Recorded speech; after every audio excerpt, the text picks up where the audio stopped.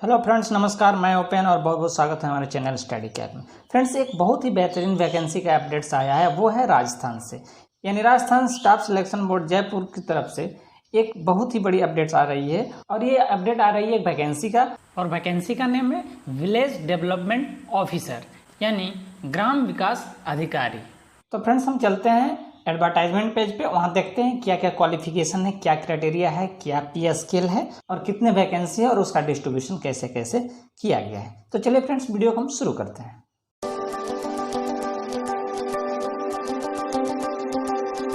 तो फ्रेंड्स, ये रहा राजस्थान कर्मचारी चयन बोर्ड जयपुर के अंतर्गत निकली ग्राम विकास अधिकारी का विज्ञापन पेज। तो विज्ञापन के अनुसार ग्रामीण विकास एवं पंचायती राज विभाग के लिए राजस्थान पंचायती राज नियम 1996 एवं राजस्थान अनुसूचित क्षेत्र अधीनस्थ मंत्रालय एवं चतुर्थ श्रेणी सेवा भर्ती एवं सेवा की अन्य शर्तें नियम 2014 के अंतर्गत निम्नलिखित पदों पर भर्ती हेतु निर्धारित प्रपत्र में ऑनलाइन आवेदन पत्र आमंत्रित किए जाते हैं। फ्रेंड्स, यहाँ देख सकते हैं ग्राम विकास अधिकारी का टोटल 3896 यानी 3896 पद है, जिसमें से गैर अनुसूचित क्षेत्र के लिए 3222 और अनुसूचित क्षेत्र के लिए 6774 पदों का प्रावधान किया गया है। फ्रेंड्स, यहाँ चयनित अभ्यर्थियों को जिला का आवंटन किया जाएगा। आवेदक चयन के बाद जिस जिले में पदस्थापन चाहते हैं उन जिलों का प्राथमिकता क्रम ऑनलाइन आवेदन पत्र में निर्धारित कॉलम में आवश्यक रूप से भरें।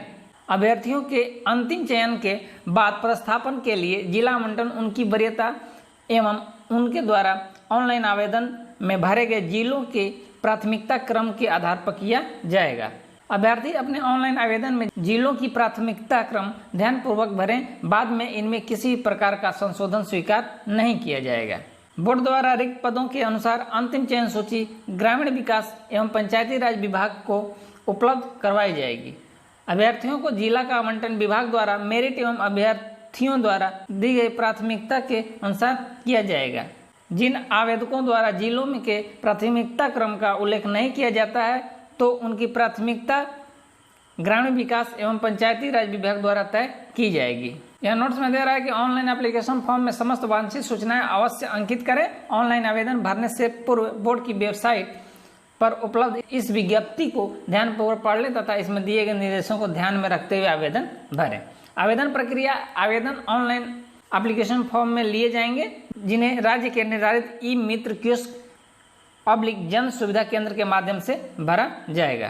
फ्रेंड्स, आप विस्तार में नीचे इसका कैसे प्रक्रिया है वो आप देख सकते हैं। नेक्स्ट, परीक्षा शुल्क की बात करें तो आवेदक अपनी श्रेणी के अनुरूप नियमानुसार परीक्षा शुल्क राज्य के निर्धारित ई मित्र कियोस्क या जन सुविधा CSC के माध्यम से चयन बोर्ड को भेजेंगे।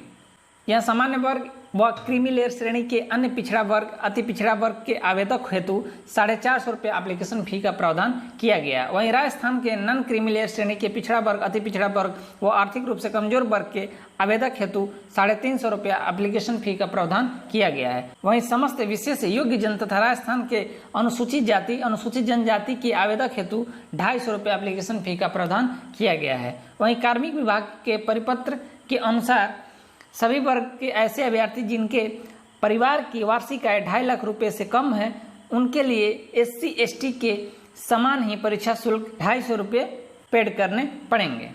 यह नोट में दिया है राजस्थान से भिन्न अन्य राज्यों की SC ST EBC OBC EWS वर्ग के अभ्यर्थियों को सामान्य वर्ग के अभ्यर्थी माना जाएगा। इसका मतलब कि राजस्थान से बाहर के भी अभ्यर्थी अप्लाई कर सकेंगे जो जनरल वर्ग यानी अनरिजर्व के अंतर्गत आएंगे। अतः ऐसे आवेदकों को सामान्य अभ्यर्थी के लिए निर्धारित परीक्षा शुल्क ही देना होगा। तीसरा, प्रवेश पत्र की बात करें तो बोर्ड द्वारा समस्त अभ्यर्थियों को बोर्ड की वेबसाइट के माध्यम से ही ऑनलाइन प्रवेश पत्र निर्गत किए जाएंगे। बोर्ड द्वारा डाक से कोई भी प्रवेश पत्र नहीं भेजा जाएगा। यहाँ फ्रेंड, ग्राम विकास अधिकारी के रिक्त पदों का वर्गवार एवं जिलेवार आरक्षण का विवरण दिया गया है। इसमें 2 क्षेत्र यहाँ आते हैं, क और ख। पहला है गैर अनुसूचित क्षेत्र और नीचे में दिया हुआ है अनुसूचित क्षेत्र। तो यहाँ 2 क्षेत्रों वैकेंसी को 2 क्षेत्रों में बांटा गया है। चलते हैं हम एक एक करके देख लेते हैं। तो यहाँ 2 प्रकार के क्षेत्र हैं, गैर अनुसूचित क्षेत्र और अनुसूचित क्षेत्र। तो गैर अनुसूचित क्षेत्र में ये लंबवत आरक्षण है, यानी टोटल वैकेंसी के यहाँ विवरण दिया गया है। यानी टोटल गैर अनुसूचित क्षेत्र में 3222 वैकेंसी है। अब इसको जिलेवार यहाँ डिस्ट्रीब्यूट कर दिया गया है अदर कैटेगरी में, श्रेणी में, जैसे सामान्य वर्ग, पिछड़ा वर्ग, अति पिछड़ा वर्ग, SC ST, शहरिया, आदिम जाति के लिए, EBC के लिए।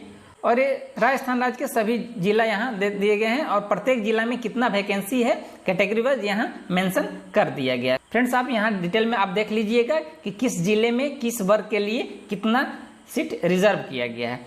अब जहाँ तक हम बात करें कि ये देखिए फ्रेंड्स, ये लंबवत आरक्षण है। अब एक क्षैतिज आरक्षण होता है, यानी इसी वैकेंसी में से, यानी 3222 वैकेंसी में से ही क्षैतिज आरक्षण के लिए रिजर्व कर दिया गया है, यानी कट कर लिया गया है। और कहाँ पर है, यानी गैर अनुसूचित क्षेत्र में क्षैतिज आरक्षण का जिलेवार विवरण है।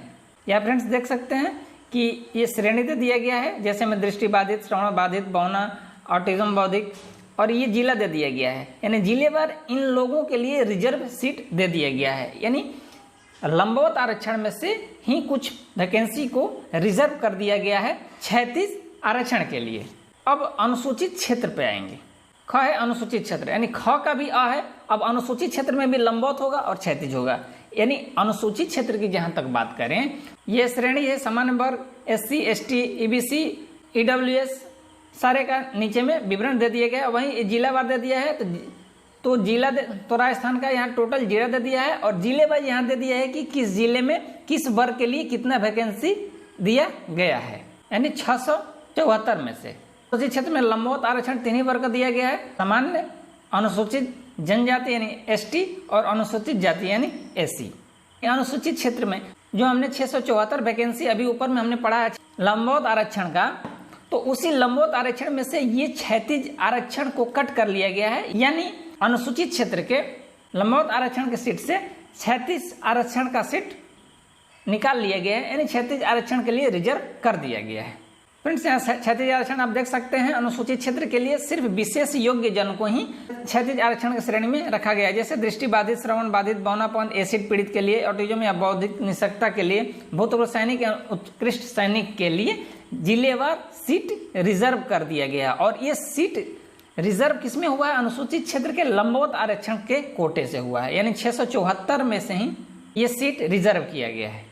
वेतनमान की बात करें तो राज्य सरकार द्वारा 7वें वेतन आयोग के अनुसार ग्राम विकास अधिकारी का वेतनमान पे मैट्रिक्स लेवल 6 निर्धारित है। पे मैट्रिक्स लेवल 6 कहने का मतलब फ्रेंड्स, आपको यहाँ पे बैंड 1 के तहत आपको पे स्केल दिया जाएगा 5200 से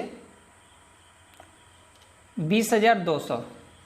वहीं ग्रेड पे की बात करें तो ये 2400 ग्रेड पे होगा। परिवीक्षा काल यानी ट्रेनिंग पीरियड में अगर आप ट्रेनिंग हैं, प्रोबेशन आप कर सकते हैं, तो परिवीक्षा काल में मासिक नियत पारिश्रमिक राज्य सरकार के आदेशानुसार दे होगा। वहीं हम पात्रता एवं शैक्षणिक योग्यता की बात करें तो देख लेते हैं विस्तार से। यहाँ पे पहला नंबर क्या होगा कि स्नातक या सरकार द्वारा उसके समतुल्य घोषित अर्हता होना चाहिए, आपको पास डिग्री चाहिए स्नातक का, चाहे वो किसी स्ट्रीम में हो, और नीचे दिए गए में से कोई एक होना चाहिए। पहला नंबर तो आपको ग्रेजुएशन होना चाहिए, दूसरा नीचे में से कोई एक कंप्यूटर कोर्स होना चाहिए। फ्रेंड्स यहाँ नोट में दिया गया है ग्राम विकास अधिकारी भर्ती में ऐसे अभ्यर्थी भी आवेदन कर सकते हैं जो ग्राम विकास अधिकारी भर्ती हेतु निर्धारित शैक्षणिक योग्यता कंप्यूटर योग्यता के अंतिम वर्ष में सम्मिलित होने वाले हैं, यानी अंतिम वर्ष के स्टूडेंट भी भर सकते हैं। यानी फ्रेंड्स अगर आपको एग्जाम 5/12/2021 को है तो 5 तारीख से पहले यानी 5 दिसंबर से पहले आपका डिग्री उपलब्ध हो जाना चाहिए। आप अपेयरिंग में हैं, आप भर सकते हैं, कोई दिक्कत नहीं है, लेकिन एग्जाम तिथि के पूर्व आपके पास डिग्री अवेलेबल हो जाना चाहिए। वहीं आयु सीमा की बात करें तो 1 जनवरी 2022 को 18 वर्ष की आयु प्राप्त हो चुका हो तथा 40 वर्ष से अधिक नहीं हो, परंतु जिस भर्ती वर्ष विशेष में सीधी भर्ती के पदों के लिए भर्ती नहीं हुई है या यदि कोई आवेदक उस वर्ष की भर्ती में आयु की दृष्टि से पात्र था तो उसे आयु की दृष्टि से पात्र माना जाएगा, किंतु यह छूट मात्र 3 वर्ष के लिए होगी। ग्राम विकास अधिकारी भर्ती परीक्षा का आयोजन 2016 के बाद नहीं होने के कारण समस्त आवेदकों को अधिकतम आयु सीमा में 3 वर्ष की छूट दी जाएगी। परीक्षा आयोजन की प्रक्रिया क्या है? ग्राम विकास अधिकारी के पदों पर भर्ती हेतु परीक्षा 2 चरणों में आयोजित की जाएगी। प्रथम चरण में प्रारंभिक परीक्षा का आयोजन किया जाएगा। प्रारंभिक परीक्षा केवल अर्हक प्रकृति यानी क्वालिफाइंग नेचर का होगा। मुख्य परीक्षा में प्रवेश पत्र के लिए अर्हित घोषित किए गए अभ्यर्थी यानी जो शॉर्ट लिस्टेड होंगे फर्स्ट फेज में क्वालिफाइड घोषित किए गए अभ्यर्थियों द्वारा प्रारंभिक परीक्षा में प्राप्त अंकों को मुख्य परीक्षा के बाद उनका अंतिम योग्यता क्रम अवधारित करने के लिए संगणना नहीं की जाएगी, यानी मेरिट लिस्ट में उनका कोई योगदान नहीं होगा, बस क्वालिफाइंग नेचर का होगा फर्स्ट फेज।